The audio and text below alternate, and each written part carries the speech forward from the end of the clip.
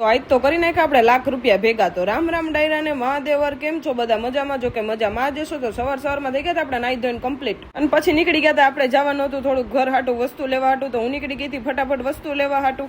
તો કરી નાખ્યો ભાઈબંધ આપણે બહુ બધો ખર્ચો, કારણ કે ખાવા પીવાની વસ્તુ તો લેવી જ પડે. પછી હું ભાઈબંધ ભૂખ લાગી હતી એટલે ઘરે આવીને ખાઈ લીધું ફટાફટ થી પપૈયું પેલા, તો મેં તો હાલો ખાઈ લઈ. પછી વહી ગયા હતા આપણે આપણી પલટન પાસે, કારણ કે આને તો રોજ બિસ્કિટ નાખવા જ પડે, હવે તો એ મારી રાહ જોતા હોય. પછી મેં પી લીધું જ્યુસ.